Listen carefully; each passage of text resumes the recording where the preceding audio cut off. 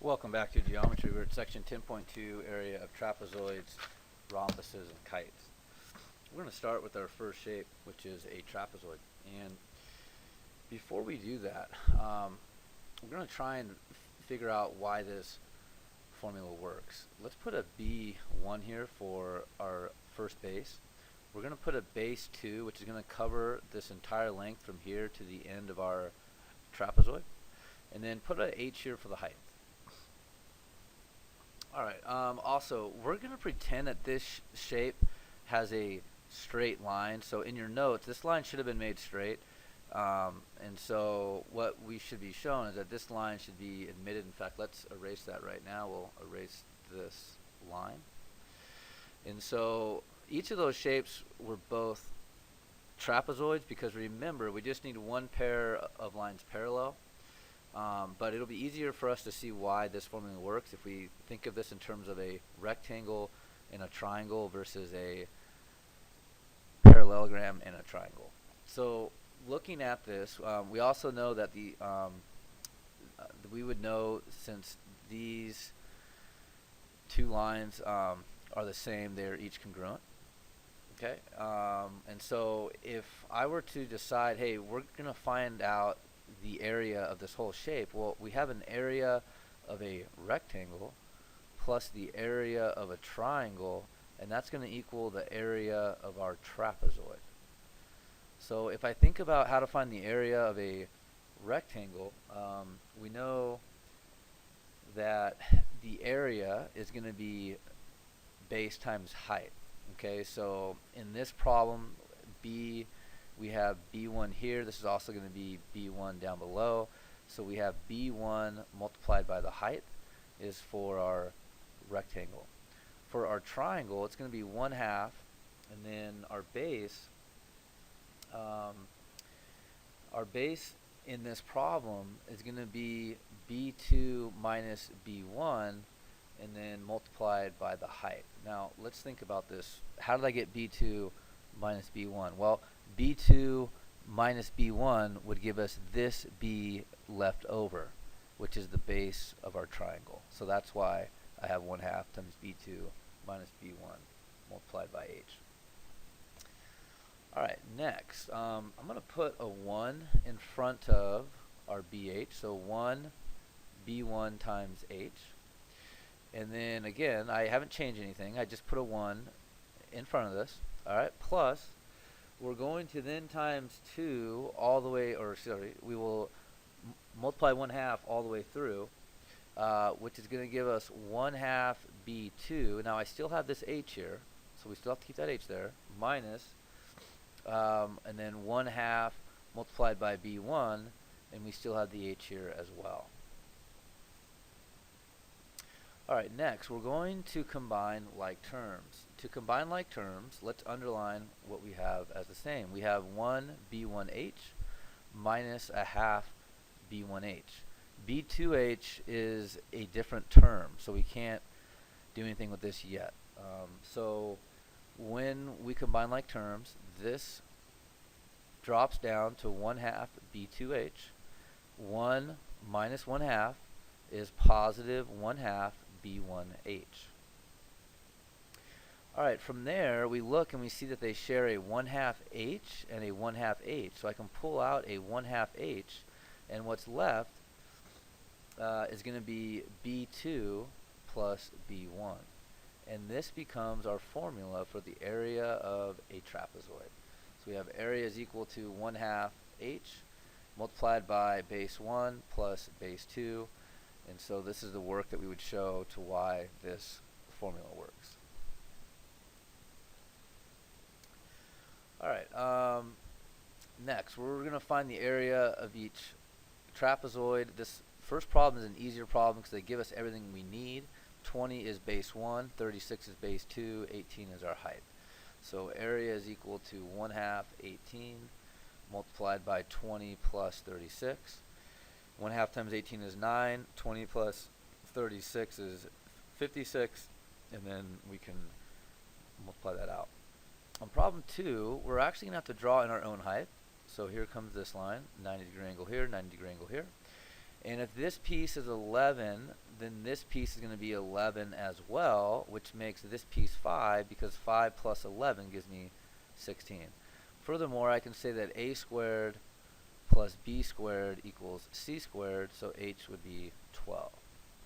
So area is equal to 1/2 times 12, and then base 1 plus base 2, and that would be 6 times 27, which we could then figure out the area. Alright, then next problem, we're going to draw on our own height. It's going to create a 90-degree angle with this base. We have a 45 by 45 by 90. This piece is 13, so this piece is 13, which means this piece has to be 6. How do they get 6? Well, 6 plus 13 is 19. Alright, moving forward, we're going to use the rules of a 45, 45, 90. So if this is 6, this side has to be 6, this side is 6 rad 2. So area is equal to 1/2, 6 is our height. Our base 1 is 19, our base 2 is 13. So 1/2 times 6 is 3, 19 plus 13 would give me 32, and that would give us 96 units squared. Alright, let's go over to the next page.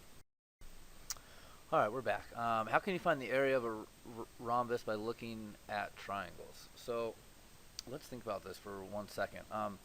Here's a rhombus, which means all sides are each congruent. We drew in one diagonal.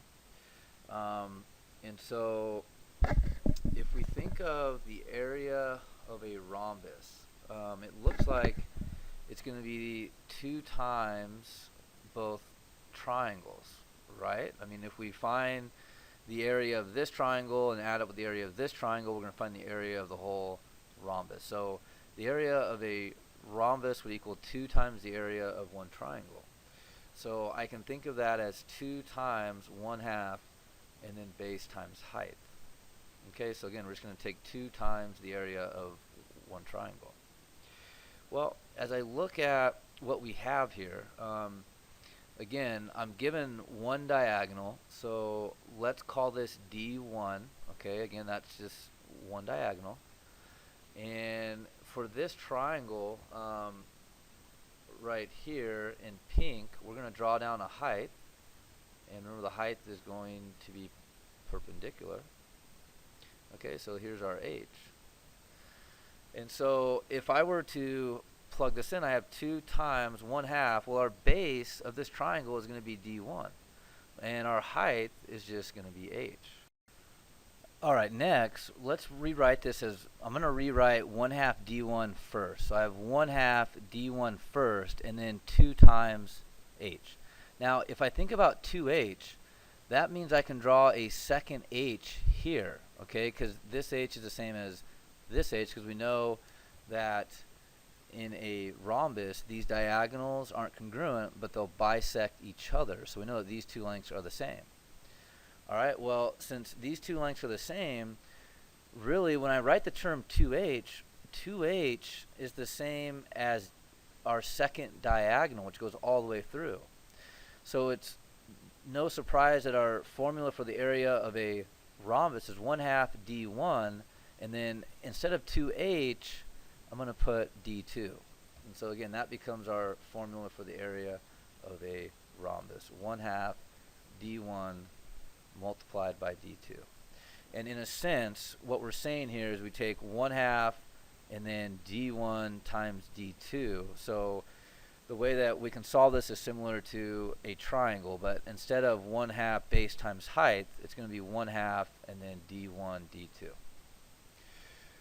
Alright, next, we're going to jump over to our kite. So go ahead and hit the pause, and we're back. Alright, so remember that in a kite, let's draw in our second diagonal. Remember that these diagonals in the kite are perpendicular, so we can put a window of 90 degrees all the way through. Alright, next, let's think about what we have here. Here's our first diagonal. I'm going to call it D1, okay? It's this red line that goes all the way through.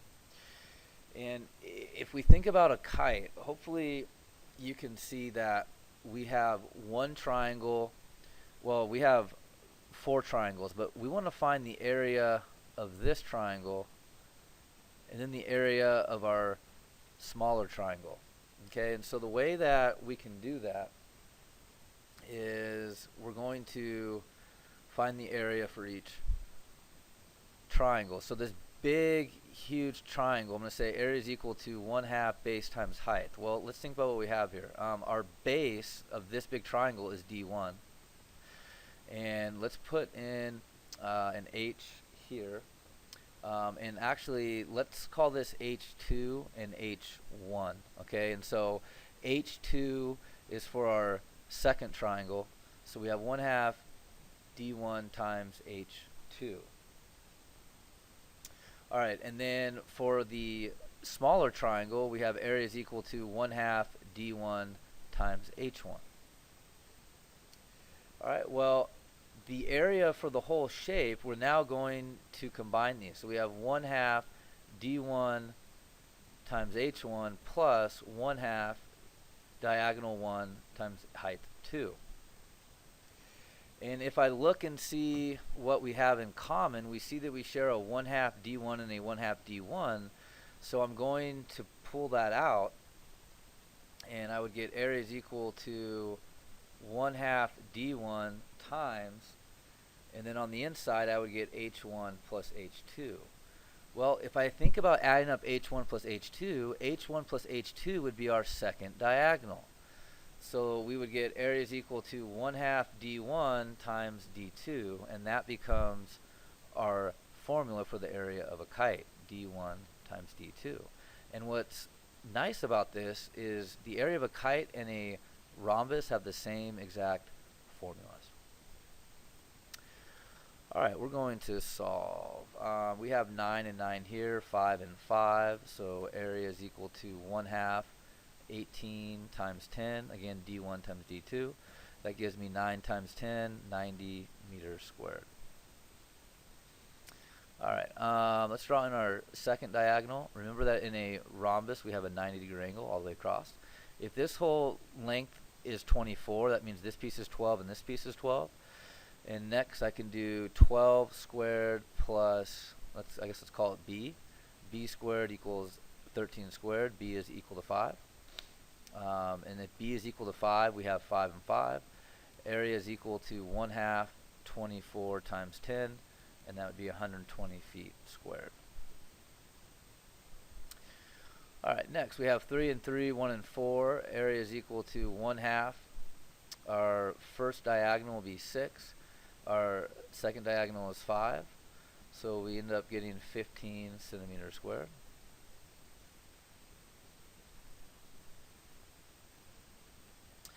Alright, and then the area of a triangle is 144. The base of a triangle is 18. Find the height of the triangle. So let's draw this out. Base of a triangle is 18. The height is unknown. So area is equal to 1/2 base times height. Area is equal to 1/2 18. Height is unknown. 144 is the area. So 144 is equal to 9h. So that gives me 16 is equal to h. Alright, then the area of an isosceles right triangle. So here's our isosceles right triangle. That's going to be 45, 45, 90. They want us to find the leg. The leg is unknown, but we are told the area is 162. So 162 is equal to 1/2 base times height. 162 is equal to 1/2. Our base is x. Our height is x. We're going to times both sides by 2 to get rid of the fraction. So we end up getting 324 is equal to, these 2's cross out, x squared. X equals 17. Alright, then a little triangle, or a little bit of right triangle review. 45, 45, 90. To move from hypotenuse to leg, divide by rad 2. So y equals 6 divided by rad 2 times by rad 2 over rad 2. 6 rad 2 over 2. Y equals 3 rad 2. Alright, and that's also going to be the same value for x. Next we have a 30, 60, 90. We have our long leg. We're going to move from the long leg to our short leg. So we want to divide by rad 3. So multiply by rad 3 over rad 3. We get 18 rad 3 over 3. We get 6 rad 3 is equal to a. Move from short leg to hypotenuse, we would get 12 rad 3. Alright, we are given the hypotenuse first. To move from short leg, we'll take half. To move to long leg, multiply by rad 3. We're given short leg here first. To move to long leg, multiply by rad 3. To move to hypotenuse, multiply by 2. Thanks for joining us. See you next time.